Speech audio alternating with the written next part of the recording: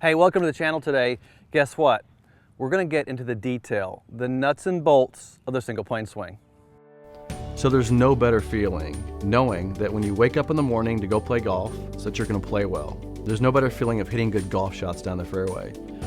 So my mission today is to help as many people as possible wake up every day feeling good that they're going to go out there and play great because of the single plane swing. Hey, welcome back to the channel today. Thanks for joining me because I want to talk about some of the questions I get asked, but I'm going to get into the detail. One of the most recent questions I got asked was about the ulnar deviation of the lead arm. But here's what I want to talk about before we get into some of the detail of the lead hand, is that when I talk about the golf swing, in the single plane swing, and I work with you and I teach you the concepts of the single plane swing and the model, my point when I get into the detail of everything is that things relate. And there's these things called matchups.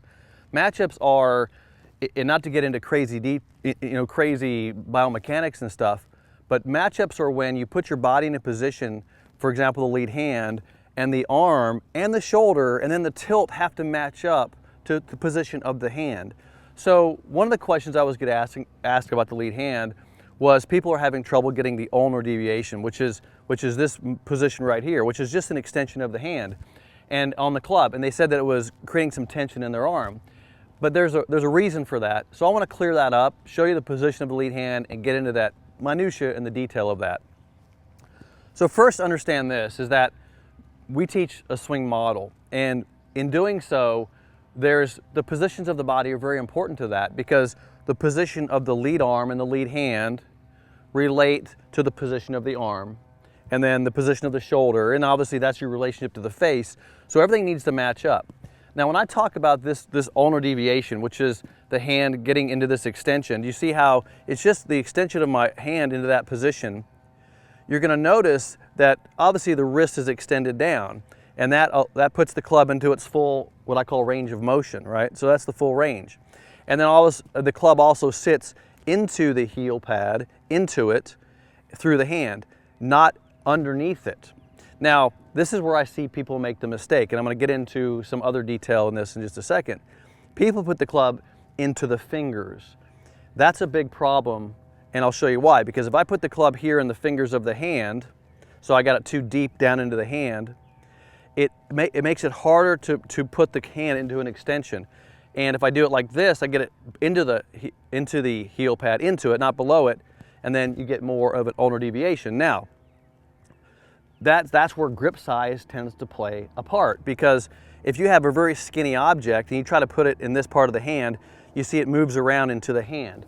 That's why you have to have a grip that's large enough that fills the hand, that then you can hold on to it and hold it into that part. So people talk grip size with me a lot, but you have to talk about, to me it's all about the shaft axis through the hand, which allows the hand to get into its extension and then into the proper position in the hand. So that's some of the detail of why I want a larger grip to fill the hand up so we don't have it too low into the hand. But let me show you one more thing.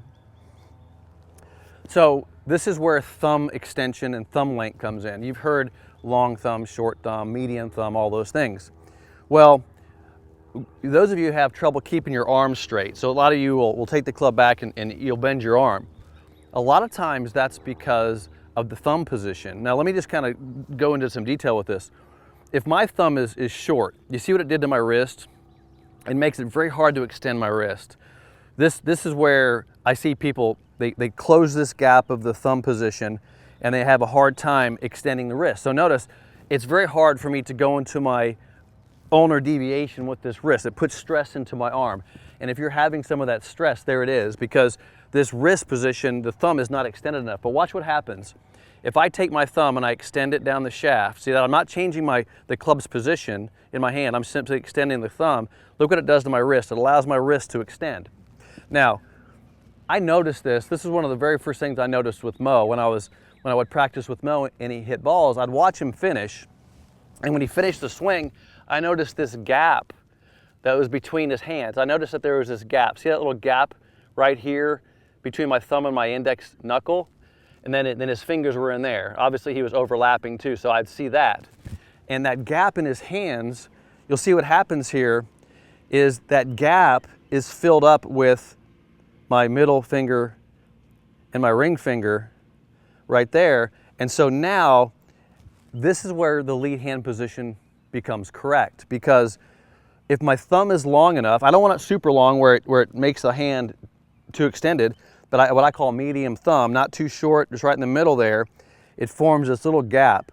Now notice the knuckles are together. I see people make this mistake. They separate the knuckles, and look what it did. It brought the wrist into an angle. So I got to release that wrist out, release the angle, put the thumb longer, create a gap. Now that produces the proper ulnar deviation. And now I slip my right hand on there and I have a perfect grip. Now this is what I call neutral grip. But let me show you what happens as I take the club back. So when I take the club back into my backswing, you see how this arm becomes an extension. Mo called this the rod. It's a nice extension. That's what's happening to the motion. The arm's coming in, but I'm not changing that position of the wrist. But now when my hand goes up, and you can call this wrist hinge, which is this arm coming up, this thumb, because of its position, the shaft axis, the weight of the shaft gets placed onto this thumb. You see how it's now planing the shaft into the thumb. And the face angle is then again planed on that. Now, to me, this is what I feel. And this is where, when in the golf swing, this is how I feel the hand working, because the shaft, the weight of the club is being pushed against the hinging of this hand and the support. I call it the support of the thumb. But it gets helped. Watch this. When the trail hand's on the club, it supports, that wrist joint supports the hands at the top. And so now, I'm going to make this little motion for you. You can see from a neutral hand position with the medium thumb, the club gets supported, and I can return it back down and then get back into my extended position of the hand. You can see how important, there's a couple things here. You can see how important the wrist position is relative to the hand, because that's affecting the wrist. That's how I can keep my arm straight, because see, the extension keeps the arm straight. That's how the club gets supported, and that's where the next thing comes into, which is a question I often get asked, is now grip pressure. Now, this is where, I talk about details. Notice how I can't really talk about grip pressure until I get the hands placed on the club correctly. The grip pressure is a function of where my thumb position is, where the club position is, and where my knuckles rest. So now where I feel a pressure, obviously, these fingers are holding it into that heel pad. So there's the pressure right there, right? That's where I feel it. If I'm holding down to the fingers, that's a totally different feeling. So holding the club with the proper size grip into that hand, where it can work against this thumb. See, there's that motion. There's that working against the thumb. See that? And then my trail hand now is supporting that, and the only pressure I feel in the trail hand is right here, that support system in that, which is the longest lever from the wrist joint.